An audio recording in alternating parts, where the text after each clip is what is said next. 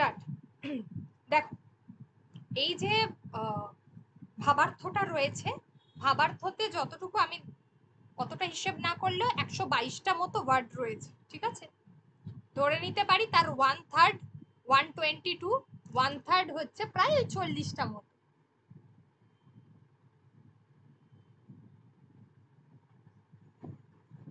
তো যেখানে আমরা বলবো এই 40টা ওয়ার্ডে আমাদেরকে ভাবার্থটা লিখতে হবে। যখন আমরা ভাবার্থ লিখবো সবার আগে কি করতে হবে, প্যাসেজটা ভালো করে পড়তে হবে।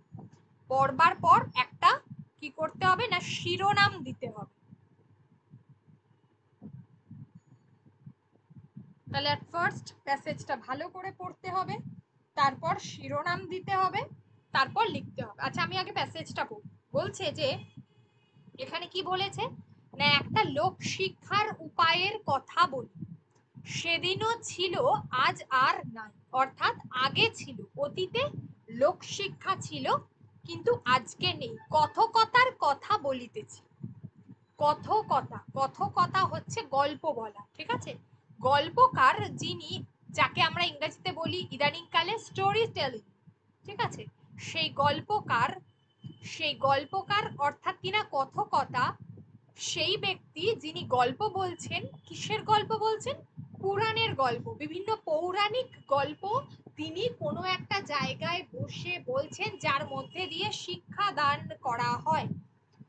মানে হয় না যে একটা গাছের নিচে বসে বলা, যেটা এখানে আছে যে গ্রামে গ্রামে নগরে নগরে বেদি পিঁড়ির উপর বসিয়া, গাছের গুড়ির কাছে বসে, হয়তো গাছের দেখা যায় যে গ্রামের দিকে বড় বড় গাছ হয়, সেখানে একটা বেদি বা করে দেওয়া হয়, সেই উঁচু জায়গায় বসে সে গ্রামের মানুষরা নিচে বসে থাকে, শোনে সেই কথাগুলো। ঠিক আমরা যেমন বেদের কথা বলি যে কানে শুনে লোকে পড়াশোনা করতো বা পড়তো বা জানতো, সেইগুলো এখানে সেই বিষয়টার কথাই বলেছে। কথকতা।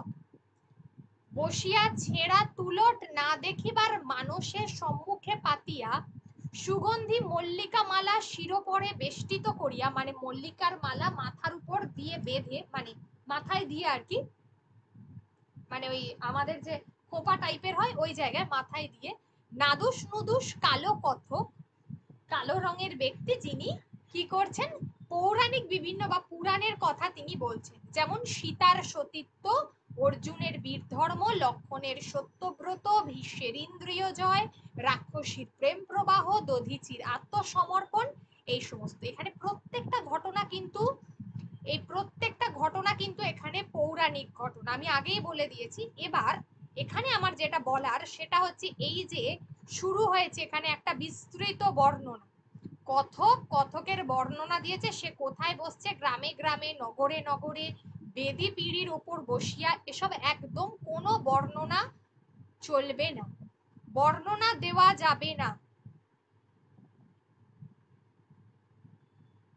কোনো বর্ণনা ভাবার্থর ক্ষেত্রে লেখা যাবে না।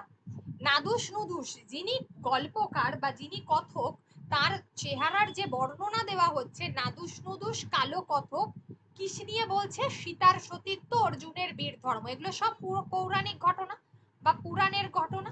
তো এই বিষয়গুলো একটাও এখানে প্রয়োগ করা যাবে না। এত পৌরাণিক ঘটনার নাম এখানে দেওয়ার দরকার নেই। এক কথায় আমরা লিখবো পৌরাণিক ঘটনা বা পুরাণের কথা, এটাকে এক কথায় নিয়ে আসবো। তারপর বলছে এই বিষয়ক সুসংস্কৃতের সদ্ব্যাখ্যা, মানে এগুলো তো সংস্কৃত ভাষায় লেখা, তার একটা সুন্দর ব্যাখ্যা, সদ্ব্যাখ্যা, সুকণ্ঠে, সুন্দর কণ্ঠে, এই যে সদলঙ্কার সংযুক্ত করি, আগেই বলেছি যে খুব সেজে গুজে আসে এরা, মাথায় মালা টালা দিয়ে দিয়ে আপামর সাধারণের সম্মুখে কি করছে, সমক্ষে বিবৃত করিতে, সকলের সামনে বলছে। এবারে বলছে যে যে লাঙল চষে, যে তুলা প্যাজে, যে কানা কাটে, যে ভাত পায় না পায়, সেও শিক্ষিত। শিক্ষিত কথার অর্থটা এখানে হলো শিক্ষিত, জ্ঞানী, বিদ্বান। এই এতগুলো শব্দ আমরা এখানে ব্যবহার করতে পারি। জ্ঞানী, বিজ্ঞান, বিদ্বান। শিক্ষিত যে ধর্ম সাধু নিত্য, যে ধর্ম দৈব, যে আত্মান্বেষণ অশ্রদ্ধেয়, যে পরের জন্য জীবন, যে ঈশ্বর আছেন, বিশ্ব সৃজন করিতেছেন, অর্থাৎ যার মধ্যে ঈশ্বর আছে, ঈশ্বর সারা বিশ্বকে দেখভাল করছে, সৃষ্টি এবং ধ্বংসের সঙ্গে আমরা ঈশ্বরেরই যে একটা যোগাযোগ আছে এটা জানি, যে পাপ পুণ্য আছে, যে পাপের দণ্ড পুণ্যের পুরস্কার, যে জন্ম আপনার জন্য নহে, যে নিজের জন্য বাঁচে না, যে অন্যের জন্য কাজ করে, যে অহিংসা যে পরম ধর্ম, যে লোকহিত হচ্ছে পরম কার্য। অর্থাৎ এখানে এটাই বলতে চেয়েছে যে পরের সেবা করা, অন্য মানুষের সেবা করার মধ্য দিয়েই জীবনের সার্থকতা। তার মধ্যেই সেই কিন্তু জ্ঞানী, সেই হচ্ছেন বিদ্বান শিক্ষিত ব্যক্তি, যে নিজের কথা ভাবে না, যে অন্যের কথা ভাবে, পরের ভালো করা, জনহিতকর কার্যকলাপ, সেগুলো করাই হচ্ছে তার মুখ্য ধর্ম। ঠিক আছে, তাহলে এই যে হলো প্যাসেজটা, তাহলে এখানে আমাদেরকে যেটা করতে হবে, এই যে এত দৈব আত্মান্বেষণ করছেন, অশ্রদ্ধেয়, পরের জন্য জীবন, ঈশ্বর আছেন, বিশ্ব সৃজন করিতেছেন, এসব কিছু দেবার দরকার নেই। অ্যাট ফার্স্ট আমাদের মূল শিরোনামটা হবে লোকশিক্ষা, অর্থাৎ কিনা এটা আমাদের লোক সংস্কৃতির একটা অঙ্গ, যার মাধ্যমে শিক্ষা দেওয়া হতো, সেটা হলো কথকথা। তো সেই লোক সংস্কৃতির জনপ্রিয় মাধ্যম হলো কথকথা, এটাকে আমি শিরোনাম হিসাবে দিয়েছি। তোমরা পুরো প্যাসেজটা আরো একবার পড়বে, তোমাদেরও যদি মনে হয় যে না এর পরে অন্য কিছু দেওয়া সম্ভব হতে পারে, অবশ্যই সেটা শেয়ার করবে, দেখবে।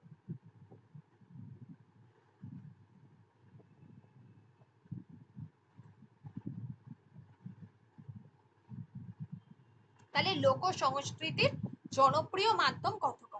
এবার আমাদেরকে যখনই আমরা কোনো প্যাসেজ করব ভাবার্থ, প্যাসেজ থেকে আমরা আগে দেখে নেব, পেন্সিল নিয়ে বসবো পরীক্ষার খাতায়, যাই হোক, যে কোন কোন লাইনগুলো আমাদেরকে লিখতে হবে, কোনগুলো আমাদেরকে বাদ দিতে হবে। আমি আগেই বলেছি এই যে এত বর্ণনা রয়েছে, এই লাঙল চষে, তুলা প্যাজে, এইসব বর্ণনার কোনো প্রয়োজন নেই, এটা বাদ। বিশ্ব সৃজন, বিশ্ব ধ্বংস করছে, এগুলো বাদ, এসব কিছু দেব না আমরা। এখানে শিক্ষিত ব্যক্তি অর্থাৎ শিক্ষিত জ্ঞানী বিদ্বান, এই ব্যাপারটা কিন্তু প্রকৃত, ঠিক আছে, এটাকে নিয়ে আসতে হবে আমাদের লেখার মধ্যে। এই অংশটা আনবো। উপরের মধ্যে লোকশিক্ষা, এই লোকশিক্ষা বলতে আমরা যেটা বুঝি সাধারণত এটা একটা লোক সংস্কৃতির অঙ্গ, তাই সেটাকে আমরা অবশ্যই দেব। লোকশিক্ষা কথাটাও রাখলে ভুল হবে না। আর হলো কথকথা, কথকথা মানে হচ্ছে গল্পকার, যিনি কথক, যিনি গল্পটা বলছেন, সেইটাই হচ্ছে কথকথা, অর্থাৎ কিনা গল্প বলে।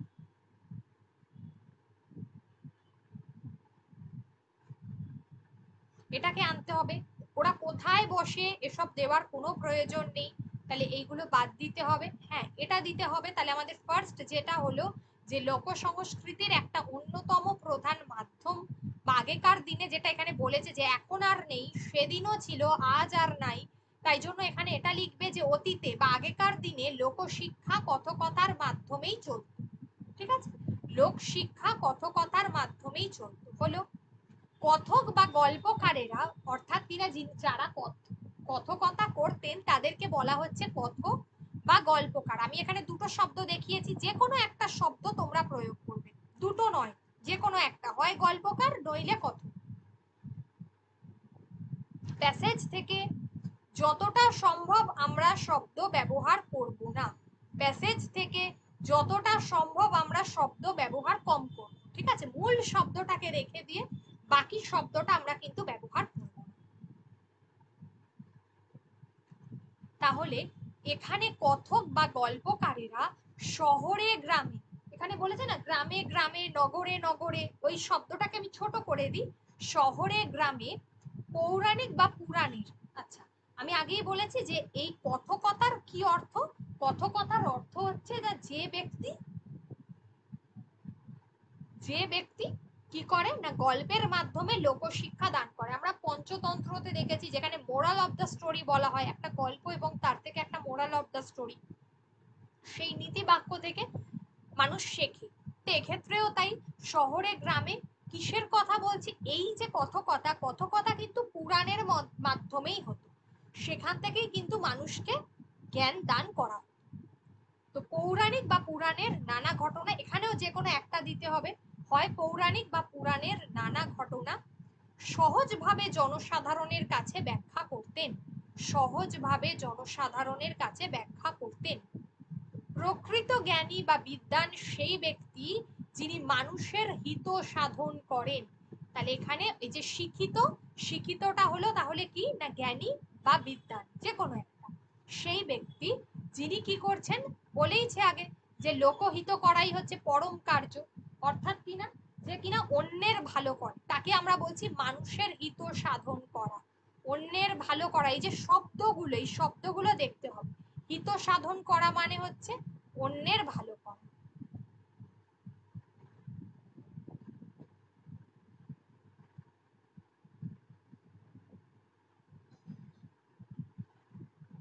অপরের ভালো করা, সেটাকে আমরা বলছি হিত সাধন, জনহিতকর, এই শব্দগুলো আমরা বলতে পারি।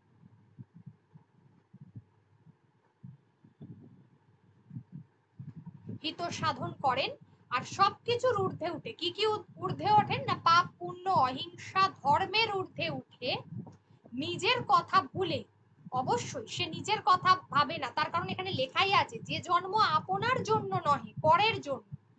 তাহলে এখানে বলছে যে এই অহিংসা, পাপ পুণ্য অহিংসা ধর্ম এই সবকিছুর ঊর্ধ্বে উঠে নিজের কথা ভুলে অপরের সেবায় নিজেকে নিয়োজিত বা সমর্পণ করতে পারে। অপরের সেবায় মানে অন্য মানুষের সেবা করা, মানুষের সেবা করার মধ্যে দিয়েই নিজেকে নিয়োজিত বা সমর্পণ। ঠিক আছে, যে কোনো একটা শব্দ ব্যবহার করতে হবে। আমি এখানে দুটো করে শব্দ দিয়েছি, যে নিজেরা একটা করে এক্সট্রা শব্দ সম্পর্কে জানতে পারে। অপরের সেবায় নিজেকে নিয়োজিত বা সমর্পণ করতে পারে, এই হলো ভাবার্থটা। এবার যদি কারোর কোনো জায়গায় অসুবিধা থাকে সে বলতে পারে, বল।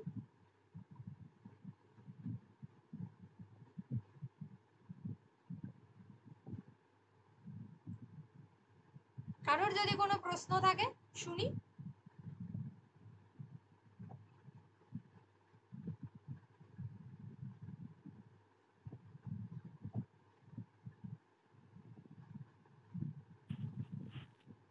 কোয়েশ্চেন নেই?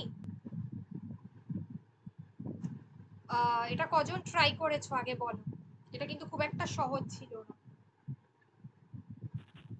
ওটা চেষ্টা করলাম।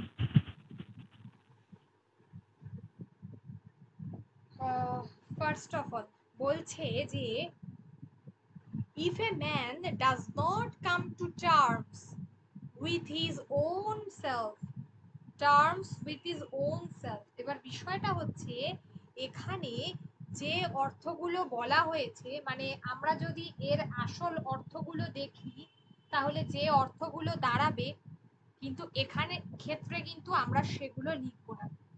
if a man does not come to terms with his own self, ঠিক আছে, এখানে কি বলছে, এখানে বলছে যে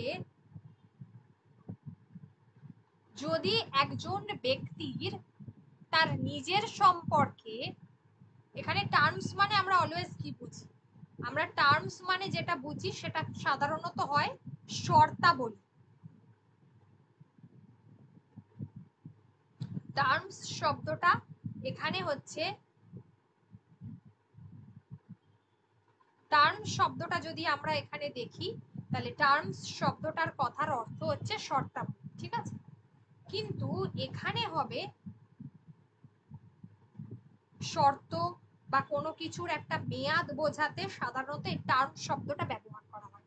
কিন্তু ইফ এ ম্যান, একজন ব্যক্তির, যদি একজন ব্যক্তির কি না থাকে, আত্মোপলব্ধি। কেন এই কথাটা বলা হয়েছে, বলছে যে আত্মোপলব্ধি, তার নিজের সম্পর্কে যদি ধারণা না থাকে, if he has not an integrated view of life, আচ্ছা ওন সেলফ নিজের জীবন সম্পর্কে, এই নিজের জীবন বা নিজের সম্পর্কে, অর্থাৎ নিজের জীবন বা নিজের সম্পর্কে, এই শব্দটাকেই যদি আমরা বলি আত্ম উপলব্ধি, মানে নিজেকে নিয়ে সে যদি না কোনো কিছুতে পৌঁছতে পারে, নিজেকে নিয়ে তার যদি কোনো ধারণা না থাকে,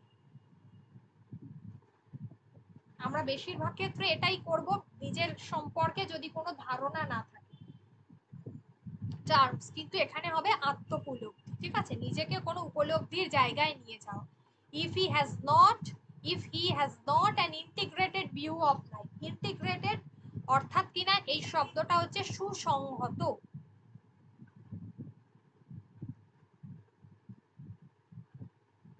সুসংহত। কেন এই শব্দটা বলা হচ্ছে? যে এখানে হচ্ছে যে যদি তার জীবন সম্পর্কে কোনো সুসংহত ধারণা না থাকে, অর্থাৎ তার নিজের জীবন সম্পর্কে তার যদি কোনো সুসংহত ধারণা না থাকে, ইন্টিগ্রেটেড আমরা বুঝি যে যেটা হলো মানে মডার্ন যে শব্দটা রয়েছে সেই মডার্ন শব্দটা থেকে সে আরো এক ধাপ এগিয়ে। ইন্টিগ্রেটেড হলো সেইটা, অর্থাৎ কি না মডার্ন যে শব্দটা রয়েছে সেটা থেকেও আরো এক ধাপ এগিয়ে। দৃষ্টিভঙ্গি, তার নিজের দৃষ্টিভঙ্গি, সুসংহত বা সংহত বা অভিমত, ঠিক আছে, এগুলো আমরা সাধারণত বলে থাকি ভিউ অফ লাইফ। কোন রকম সংহত দৃষ্টিভঙ্গি, তো এখানে সুসংহত শব্দটা appropriate. Integrated view of life, যদি সুসংহত কোনো দৃষ্টিভঙ্গি বা ধারণা না থাকে, he will become ruthless, destructive, অর্থাৎ কিনা ধ্বংসাত্মক, তার মধ্যে একটা ডিস্ট্রাকটিভ মানসিকতা হয়, সে নির্মম হয়, সে নিষ্ঠুর হয়।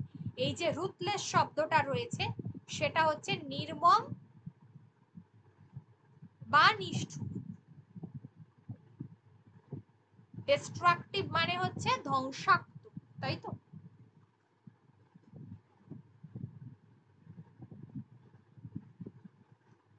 ইভেন ইনসেন, ইনসেন কথাটা কাকে বলা হয়? পাগল।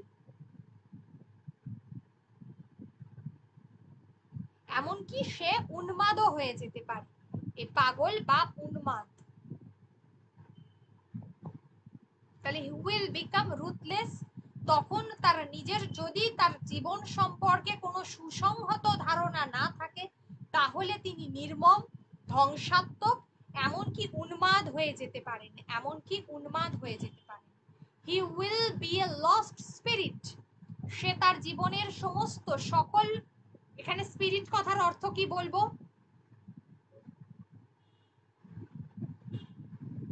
আত্মসত্তা।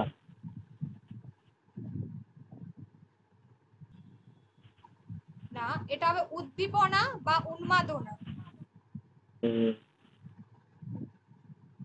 আমরা বলি না, আমরা কাজের ক্ষেত্রে সেই স্পিরিটটা, উন্মাদনা সরি, কাজের ক্ষেত্রে সেই স্পিরিটটাই হারিয়ে ফেলেছি, অর্থাৎ কিনা আমাদের জীবন সম্পর্কে উদ্দীপনা বা উন্মাদনাটাই হারিয়ে গেছে। এই শব্দগুলো চাইছি একদম পার্টিকুলার। আমরা যদি এখন ডিকশনারি দেখি তাহলে তো স্পিরিট সম্পর্কে আমরা অন্য একটা ধারণা পাবো, ঠিক আছে, মানে অন্য একটা শব্দ পাবো, কিন্তু এখানে সেটা হবে না। এখানে জীবন সম্পর্কে কি হয়? হি উইল বি লস্ট, আমরা আমাদের জীবনে যখন একঘেয়ে হয়ে যায় আমাদের জীবনটা, তখন আমরা সেটার যাবতীয় যা কিছু উদ্দীপনা উন্মাদনা রয়েছে সেগুলো আমরা সব হারিয়ে ফেলি।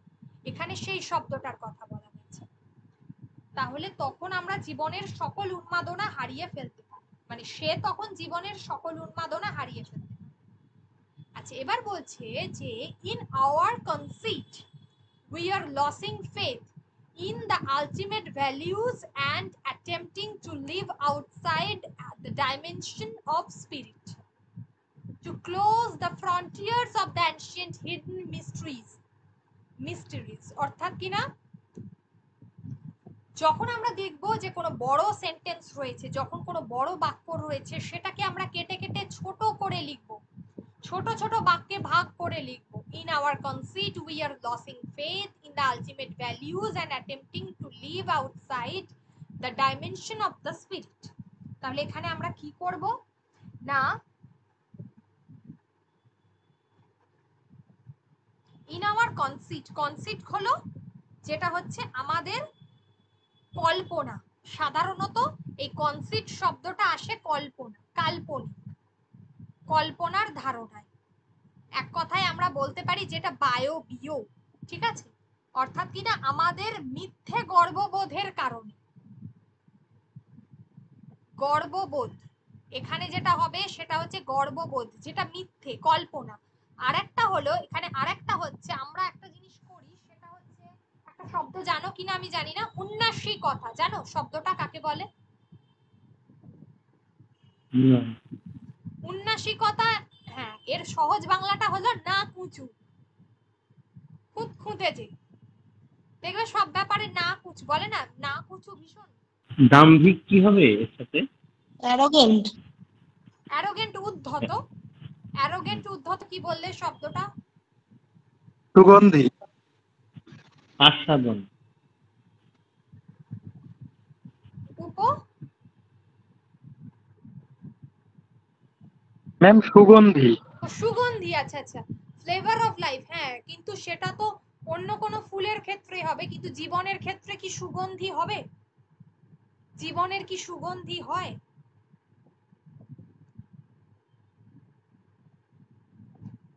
জীবনকে আমরা কি বলি? জীবনকে সাধারণত আমরা কি করি না, উপভোগ করি।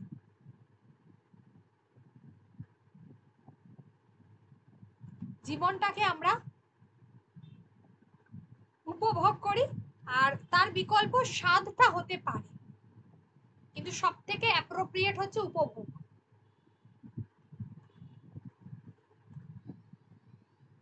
প্রকৃত মূল্যবোধ জীবনকে উপভোগ করা অধিকতর কঠিন হয়ে পড়ছে। মানে জীবনের স্বাদ খুঁজে পাওয়া, জীবনে বেঁচে থাকার স্বাদ, অ্যাকচুয়ালি স্বাদ শব্দটা তখনই ভালো যায় যে যখন আমরা বেঁচে থাকার শব্দটা দেবো, কিন্তু এখানে তো সেটা নেই। তাই জন্য জীবনের মূল্যবোধ এবং উপভোগ করা, জীবনকে উপভোগ করার যে জীবনকে উপভোগ করার যে স্বাদ, সেটা কি হচ্ছে না, অধিকতর কঠিন হয়ে পড়ছে। মোর অ্যান্ড মোর ডিফিকাল্ট, আরো বেশি কঠিন হয়ে পড়ছে। Today we most struggle not so much against death and disease, and as against man's oppression of man, against the injustice and tyranny that makes life so tragic and liberty so hard to preserve. এত বড় সেন্টেন্সটা ছোট করে নিতে হবে। তাহলে today we most struggle, বর্তমানে আমরা যত না বেশি মৃত্যু এবং রোগের বিরুদ্ধে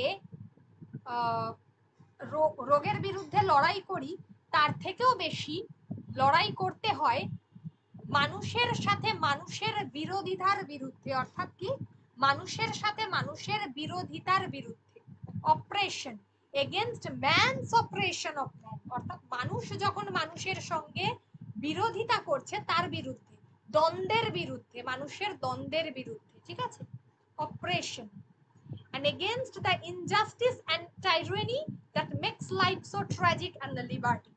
আচ্ছা, এখানে কি হচ্ছে,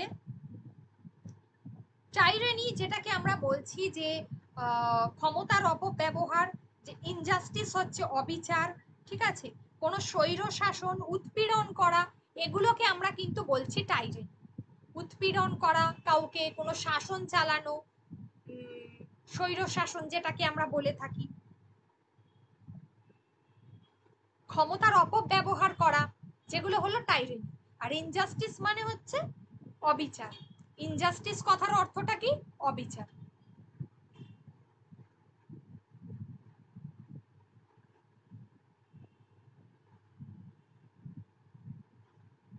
স্বৈরতান্ত্রিক শাসন বলে না, সেই একচেটিয়া যে শাসন ব্যবস্থা, অপব্যবহার বা ক্ষমতার অপব্যবহার। তাহলে যত না বেশি মানুষের সাথে মানুষের বিরোধিতার বিরুদ্ধে, against the injustice and tyranny that makes life so tragic, এই যে অবিচার এবং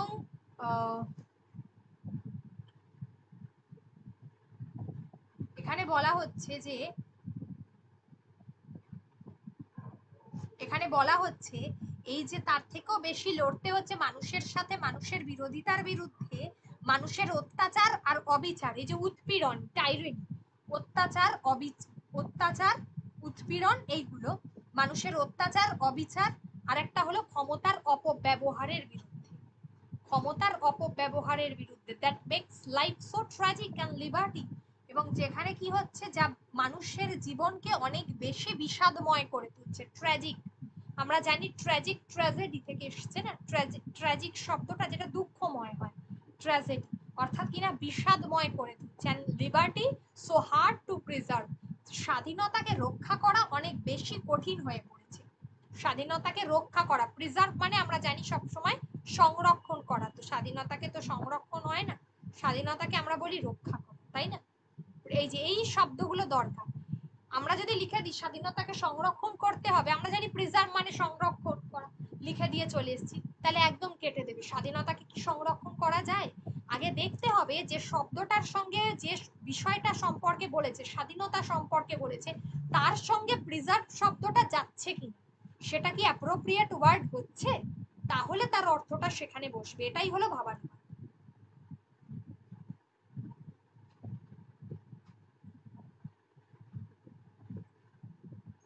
life so tragic and liberty so hard to preserve, জীবন অনেক বেশি বিষাদময় হয়ে উঠেছে এবং স্বাধীনতা কি হচ্ছে, যাকে সংরক্ষণ তো বলবো না, এখানে আমরা বলবো স্বাধীনতাকে রক্ষা করা অনেক বেশি কঠিন হয়ে পড়ছে।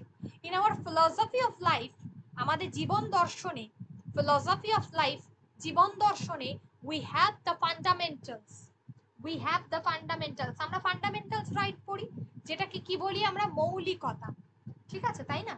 তা আমাদের জীবন দর্শনে কিছু মৌলিকতা আছে, on which a new world society can be built, এবং যার মধ্য দিয়েই বিশ্বে এক নতুন সমাজ গড়ে তোলা যেতে পারে, বিশ্বে এক নতুন সমাজ গড়ে তোলা যেতে পারে।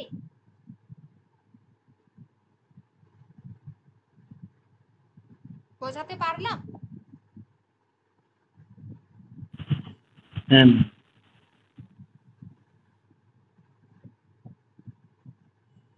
পায়েল প্রবাবলি এটা আমাকে লিখে পাঠিয়েছিল, পড়ে কি মনে হয় যে পুরো যে তোমার কি বলে, যে লেখাটা, এই জায়গায় কারোর কোনো অসুবিধা হওয়ার কথা নয়।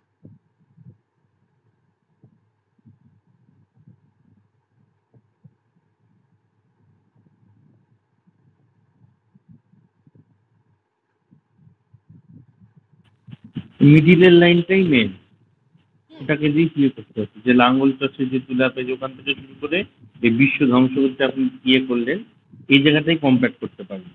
হ্যাঁ, সমস্যাটা হচ্ছে এই যে যে লাঙল চষে যে তুলা পেঁচে, অনেক জায়গাটা অ্যাকচুয়ালি কি বলতে চাইছে এইখানটা তো আরো ক্রিটিক্যাল, সেও শিক্ষিত, শিক্ষিত যে ধর্ম সাধু নিত্য, এই যে পুরো বিষয়টা দিয়েছে এটা একদম পুরো একটু অন্যরকম দিয়েছে, ঠিক আছে? যে ধর্ম, অর্থাৎ যে ধর্ম মেনে চলে, যে আবার সাধু, নিত্য যে ধর্ম দৈব, অর্থাৎ যে ধর্মটাকে সে মানে দেবতাকে কি বলবো, যে দেবতাকে পুজো করছে, যার কাছে ধর্ম মানে হচ্ছে শুধুই দেবতা, এখানে তার কথাটা বলা হচ্ছে, ধর্ম মানে যেখানে হচ্ছে শুধুই দেবতা, এখানে সেটার কথা বলা হচ্ছে।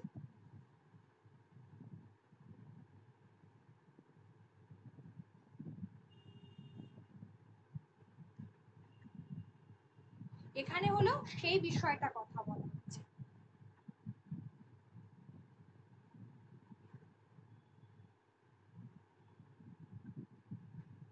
আচ্ছা, এবারে হচ্ছে যে এইখানটা এবার তারপরেই বলছে, অর্থাৎ কিনা ঈশ্বরকে যে ধর্ম মানে যে বোঝে, যে ধর্ম বলতে যে শুধুমাত্র ঈশ্বরকে বোঝে, এখানে তার কথা বলা হচ্ছে।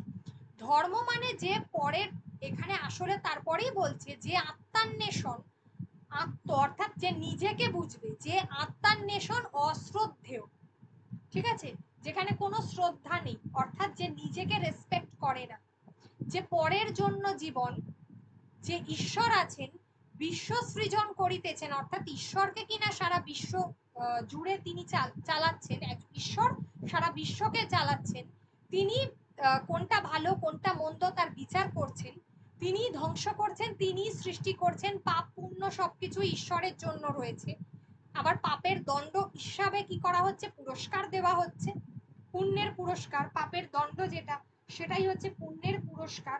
তো সেটাই হচ্ছে যে জন্ম আপনার জন্য নহে, যেটা হচ্ছে নিজের জন্য নয়, শুধুমাত্র অপরের জন্য, যে অহিংসাকে মেনে চলে, জীবনে হিংসা নয় অহিংসার পথকে মেনে চলে, সেই হচ্ছে, সেটাই হলো পরম ধর্ম। আর লোকহিত করা হচ্ছে তার থেকেও বেশি, সেটা হচ্ছে পরম কার্য। তাহলে অহিংসার পথে গিয়েই কিন্তু এই অপরের, অর্থাৎ জনহিতকর কাজ করতে হবে, হিতকর কাজ করতে হবে মানুষের জন্য, সেটাই হচ্ছে পরম কাজ, ঠিক আছে? সেটাই হচ্ছে সর্বশ্রেষ্ঠ বিষয়, সেটাই সর্বোচ্চ।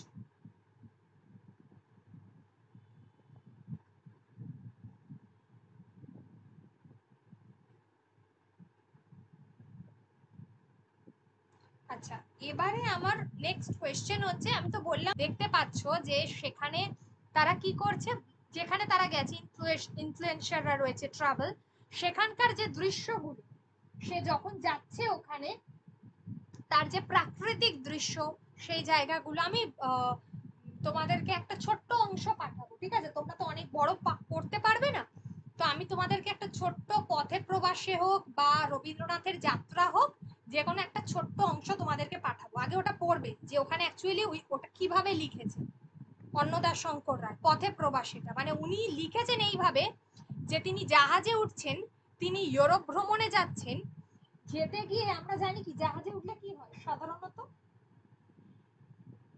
কি হয় জাহাজে উঠলে?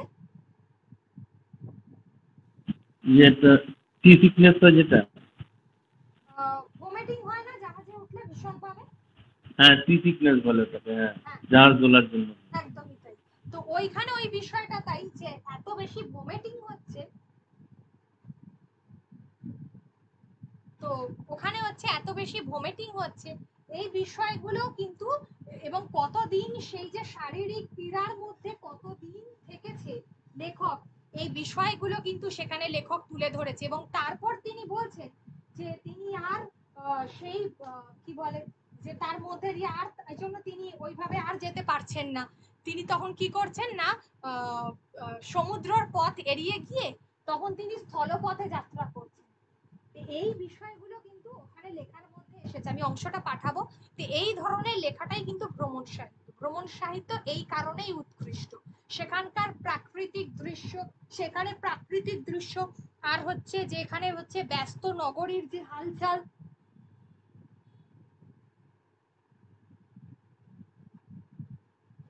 আচ্ছা, সে যে যে জায়গাগুলো যাচ্ছে দেখবার জন্য, সেই সেই জায়গায় কি কি দৃশ্য সেখানে দেখছে, এটা একটা গুরুত্বপূর্ণ। আর সেখানে যে যে শহরের মধ্য দিয়ে যাচ্ছে সেই শহরগুলো কেমন, সেখানে সেখানে মানে সব আমরা তো জানি যে বিশ্বের, সারা বিশ্বের যত ইম্পর্টেন্ট শহর আছে, লন্ডন বলো, নিউ ইয়র্ক সিটি বলো, ওয়াশিংটন ডিসি বলো, কলকাতা বলো, প্রত্যেকটা শহরই কিন্তু, মুম্বাই বলো, খুবই ব্যস্ততম শহর, তাই না? তো সেখানকার মানুষের জীবনযাত্রাটা কেমন হয় সেগুলো, বিদেশে যদি যায় তাহলে সেখানকার তোমার কি বলে বিদেশি যে খাবার দাবার, কি কি খাবার প্রত্যক্ষ করছে, এই সমস্ত বিষয় কিন্তু ভ্রমণ রচনার মধ্যে উঠে আসবে। এই সমস্ত বিষয় ভ্রমণ রচনার মধ্যে উঠে আসবে। এবার কথা হলো সেই সব তার মানে ম্যাম যে ওনার যে ন্যারেটিভটা হবে সেটা ধরেন ওই পার্সোনাল ন্যারেটিভের সাথে ওখানকার কালচারাল এক্সপ্লোরেশন যেটা থাকে, সেখানে উনি কি কি কালচারের সাথে মানে ভ্রমণে কোথায় কোথায় গেলে লোকাল কালচার যেটা বিলিভ ট্র্যাডিশনের সাথে যে একটা পরিচিতি ঘটে, সেটাকে এক্সপ্রেস করে লিখতে হবে। হ্যাঁ, এবার কথা হলো আমি তো শুধুমাত্র এইসব দিয়ে দিলে তাহলে তো ব্লগার হয়ে গেলাম, সেটা কি আর ভ্রমণ সাহিত্য থাকলো? তোমাকে তো সেটা বলেনি, তোমাকে বলেছে বাংলার ভ্রমণ সাহিত্য কোনগুলো। তোমাকে ফার্স্টে লিখতে হবে যে ভ্রমণ সাহিত্য কোনগুলো। আমি তিনটে নাম বললাম, একটা হলো পথে প্রবাসে, একটা হচ্ছে যাত্রা, রবীন্দ্রনাথের যাত্রা, রবীন্দ্রনাথের রাশিয়ার চিঠি, নামগুলো লিখতে পারো। আর হচ্ছে তোমার একটা কি মনে করলাম, যাত্রা পড়ো, পালামৌ, সঞ্জীব চন্দ্র চট্টোপাধ্যায়ের পালামৌ, এই নামগুলো আগে লেখো। তো ভ্রমণ সাহিত্য এগুলোর উপর বেস করে। নবনীতা দেবসেনের একটা আছে আনন্দযোগ্য বলেন, পাঠাবো প্রত্যেকটা লেখা, যেখানে নবনীতা দেবসেন তোমার এতে গেছে, কি বলে, নবনীতা দেবসেনও ইউরোপ গেছে, এবং সেখানে তিনি বাবার সঙ্গে ছোটবেলায় গিয়েছিলেন, তার বর্ণনা দিয়েছেন। পরবর্তীকালে তার স্বামী অমর্ত্য সেনের সঙ্গে গিয়েছিলেন, তার বর্ণনা দিয়েছেন। আমি লেখাগুলো একটু একটু করে বলবো। এই ধরনের লেখার কি বিষয়, সেটা হচ্ছে এখানে শুধুমাত্র কি ঘুরলো কি খেলো এটা নয়, তার সঙ্গে সেখানকার সামাজিক সাংস্কৃতিক প্রেক্ষাপট, সেই ভূপ্রাকৃতিক যে দৃশ্য, এইগুলো। আর এগুলো হলো লেখকের, তারপরে তার সৃষ্টিশীলতা, তার অভিজ্ঞতা কিভাবে। এবং তিনি, যেমন আমি বললাম যে ওই এর কথা বললাম, নবনীতা দেবসেনের কথাটা বললাম। নবনীতা দেবসেন বলছেন তিনি এক জায়গায় অনেকবার গিয়েছেন, ঠিক আছে? নবনীতা দেবসেন বলছেন তিনি এক জায়গায়, মানে পুরো ইউরোপটাই তিনি অনেকবার ধরে গিয়েছেন। তো বিভিন্ন জায়গায় বা বিভিন্ন জায়গায় যাওয়ার সুযোগে, বা যেটা আমরা বলতে পারি যে ধরো আমি ইউরোপ তিনি গেছেন, তারপর তিনি কখনো জাপানের বর্ণনা দিয়েছেন, কখনো জার্মানিতে গিয়েছেন। এবার তিনি এই যে ঘটনার বর্ণনাগুলো দিয়েছেন, সেখানে গিয়ে তিনি এক একবার এক এক রকম ঘটনার সম্মুখীন হয়েছেন। মানে আমরা হয় না যে বিভিন্ন জিনিস ধরো ভুলে যাই, বা কোনো জায়গায় গিয়ে সববারে তো আমাদের সেই সুযোগটা থাকে না। আমরা কখনো কি করি তোমার কি বলে কোনো বিপদের মধ্যে পড়তে পারি, আমাদের হয় অনেক সময় আমরা ফ্লাইট মিস করে গেলাম, এরকম ব্যাপার, এরকম ছোট ছোট ঘটনাগুলোর বর্ণনা কিন্তু তিনি দিয়েছেন। তাহলে একটা ভ্রমণ সাহিত্যের মধ্যে লেখকের ব্যক্তিগত অভিজ্ঞতা উঠে আসবে। তাহলে ভ্রমণ সাহিত্য কাকে বলে? অ্যাট ফার্স্ট মাত্র একদম বড় করে লিখবে না, যেখানে অ্যাটলিস্ট 2 থেকে 2.5 লাইনে শেষ করে দেবে ফার্স্ট। তারপর বাংলার যে ভ্রমণ সাহিত্যগুলো রয়েছে সেগুলোর নামগুলো লিখবে ওখানে। তুমি এটা নিয়ে, এই লেখাটা কিন্তু অ্যাকচুয়ালি এটা প্রতিবেদন নয়, এখানে তোমাদের প্রশ্নটা একবার কি ভ্রমণ সাহিত্য দেখো তো, ওখানে কি বলেছে তোমার অভিমত লেখো, একটু প্রশ্নটা একবার বলো আমার।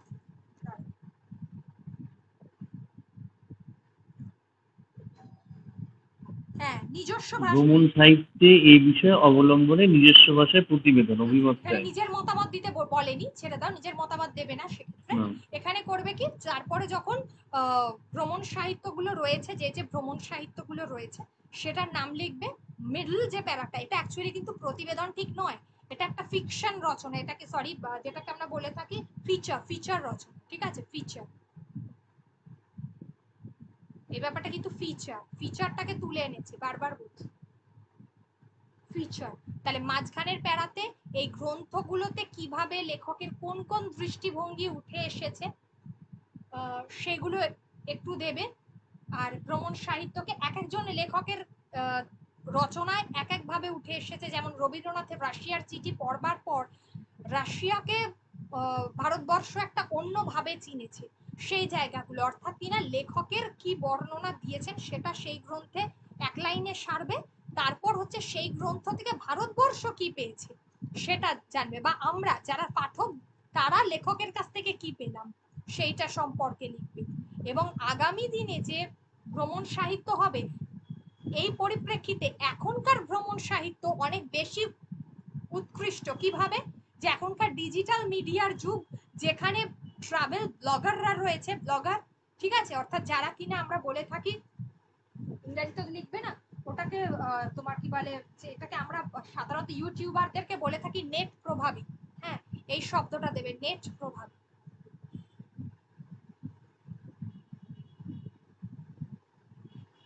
তারা কিভাবে বর্তমানে ভ্রমণকে মানুষের সামনে তুলে ধরছে, এটাও কিন্তু একটা বড় বিষয়, ঠিক আছে, এইভাবে উঠে এসছে। এটাকে থার্ড প্যারাতে একদম শেষে লিখবে যে ভ্রমণেরও কিন্তু এই রূপগুলো কিন্তু বদলাচ্ছে, একটা সময় এক ধরনের ছিল, এখন কিন্তু এখন কি বলবো, এখন ভ্রমণের সাহিত্য অন্যভাবে, এখন বইয়ের পাতার মধ্যে আর ভ্রমণ সাহিত্য আটকে না থেকে কিভাবে মানুষের কাছে পৌঁছে যাচ্ছে সেই রূপটা তুলে ধরবে, একদম সেটা থার্ড প্যারা। বোঝাতে পেরেছি?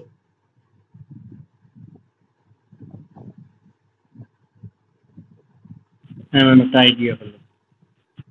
যে যে বইগুলোর নাম বললাম বইগুলোর নামগুলো লিখে রাখো, আর আমি এর মধ্যে থেকে সবগুলো তোমাদেরকে, আমার কাছে আছে সবগুলোই, কিন্তু কথা হলো যে তোমাদের কাছে সব, তোমরা তো সবগুলো পড়তে পারো না, আমি একটা ছোট্ট যে পথে প্রবাসীটা পাঠাবো, মোটামুটি ভাবে দেখবে কিরকম, তারপর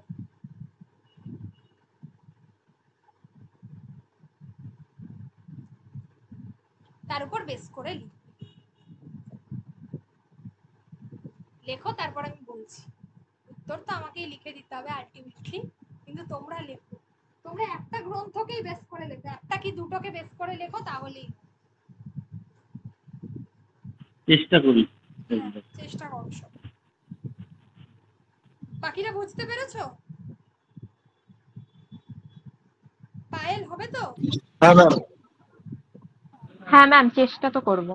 ওকে ওকে, চেষ্টা করো। তাহলে ওয়েডনেসডে এই বিষয়গুলো নিয়ে আলোচনা করব, এর উত্তরগুলো যেগুলো বললাম। আজকে তাহলে এই পর্যন্ত থাক, যার যদি কোনো রকম প্রশ্ন থাকে করো।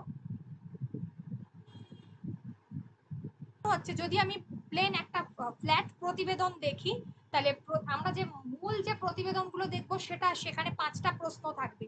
সেটা হচ্ছে ঘটনাটা কোথায় ঘটেছে, কি ঘটেছে, কেন ঘটেছে, কখন ঘটেছে, কি কেন কি কারণে ঘটছে, তার ফল কি, এই বিষয়গুলো থাকবে। কিন্তু আমি এখানে ভ্রমণ সাহিত্য নিয়ে লিখতে বলেছি, এখানে আবার কখন ঘটেছে, কি ঘটেছে, কবে ঘটেছে আমি কি করে দেব, এখানে তো ওগুলো আসবে না, তাই না, যেটাকে আমরা WH বলে থাকি, যে সাধারণ যে প্রতিবেদন সেখানে এই বিষয়টা থাকে, 5টা কোয়েশ্চেন উইথ আনসার, ঠিক আছে, মানে তার হাউ কিভাবে আর, কিন্তু এখানে সেটা থাকছে না। ফিচার হচ্ছে যে কোনো বিষয় সম্পর্কে একটা কি বলবো, কোনো বিষয় সম্পর্কে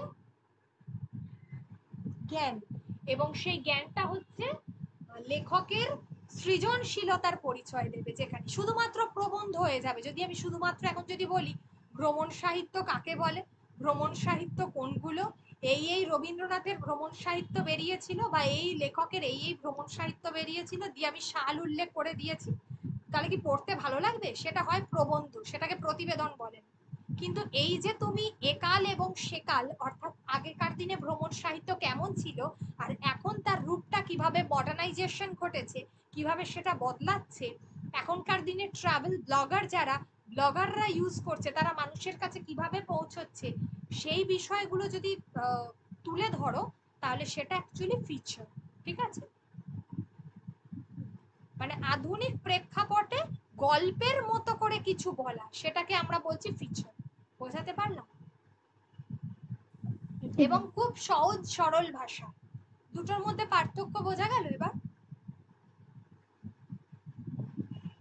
হ্যাঁ ম্যাম, বুঝতে পেরেছি।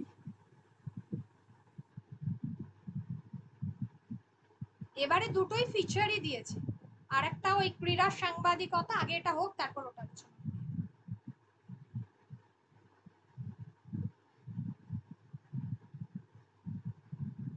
আর পুলিশের জন্য যারা পরীক্ষা দেবে তারা অবশ্যই ওই সেভ ড্রাইভ সেভ লাইফ এইগুলো খুব ভালো করে দেখে যাবে।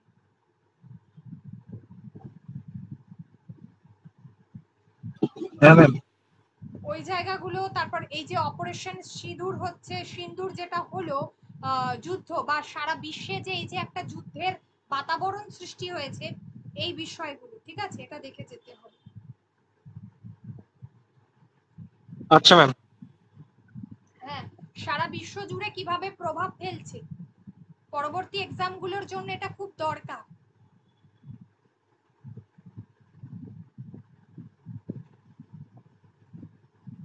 ম্যাম আরেকটা কথা বলছিলাম, মানে প্রিভিয়াস ইয়ার দু একটা কোশ্চেন সলভ করলে ভালো হতো।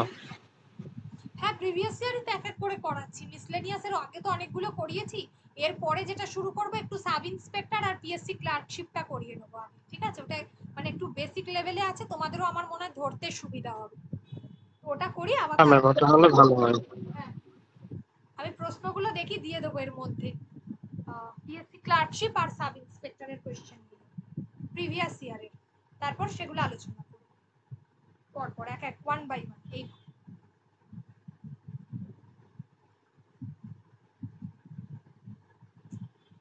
ঠিক আছে, তাহলে ওয়েডনেসডে হচ্ছে সন্ধ্যে 7টায়, ঠিক আছে, মনে থাকে যেন। হ্যাঁ ম্যাম।